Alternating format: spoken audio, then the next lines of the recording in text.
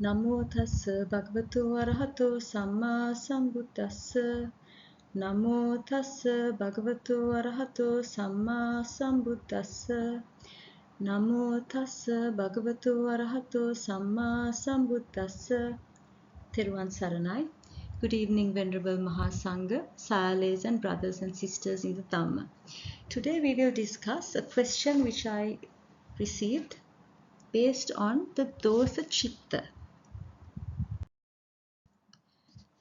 The question: regarding dosa citta, hatred-rooted consciousness, that is sasankhārikaṃ, prompted, or asankhārikaṃ, unprompted, can I check when a person is hit by another and dosa arises in the one who has been hit?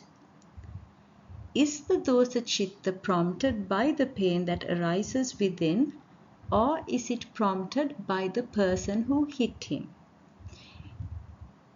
Second question: if the degree of the pain is slight and dosa still arises in the victim, is it prompted or unprompted?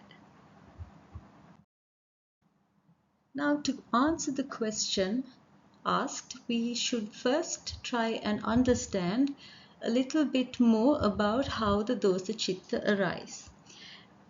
Now, when a putujjana or an average person is injured, generally the dosa citta that arises will be an unprompted citta, an asankhārikaṃ citta, because injury is something that is not desirable. So the object is not what we would want to, or not something that we will expect to have. So it's very natural for the dosa citta to be unprompted in a person who doesn't have a greatly developed mind. However, if the victim was a person who had meditated a lot and he had developed his metta to such a great extent, then the citta may even be a prompted citta. So it simply means that it takes a great effort to anger that kind of person, because they have a very calm mind and it takes a lot of effort for them to become angry. So then in such instances it may even be a prompted citta. Now, in the example that was given here, if the citta involved prompting, regardless of the object, the prompting is likely to be an internal, or likely to be something that originates from within his own mind and not an external prompt. So this internal prompt can occur due to either an internal sense object or even an external sense object. Now the difference between internal prompting and external prompting does not depend on the sense object. So internal prompting means the prompt arises within one's own mind, and external prompt means somebody else influences the generation of that particular consciousness. Now, in this example, what could be the most likely object for this dosa citta to arise? So this dosa citta could arise either due to the pain inflicted, or the attacker himself could be the object for this dosa citta to arise. For instance, now if a person was stabbed in the back and he didn't get to see the attacker, then it would be the pain that will become the object of the dosa citta. But on the other hand, if the attacker comes running towards the victim with a knife and the victim gets scared, what is fear? Fear is a form of dosa.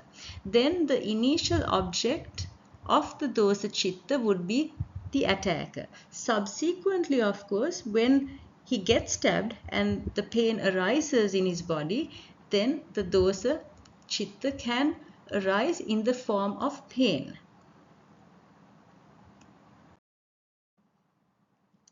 Now you must remember that all degrees of pain causes suffering. Therefore, patiga. Now the word patiga means striking against. So whenever one encounters a sense object that is not desirable, that is when patiga or striking against occurs. So if all degrees of pain causes suffering, then patiga can very easily occur. However, if someone has greatly developed their metta or they have developed their vedananupassana, which means that they are able to simply observe the pain without generating any dosa citta, then such individuals would have an ability to remain equanimous and just observe the pain as if it was something external without getting too involved in it and without generating any dosa citta. And this is particularly true with the slighter degrees of pain. Now again, whether the citta that arises in such individuals are prompted or unprompted will depend on how developed the mind is, as well as how great or how severe the pain is. So the more developed the mind, the more prompting it will require to arise. However, individuals such as non-returners, anagamis or arahants, they will not develop any dosa citta regardless of how painful the stimulus is, because they have eliminated the fetter of patiga. So they will not generate any dosa citta.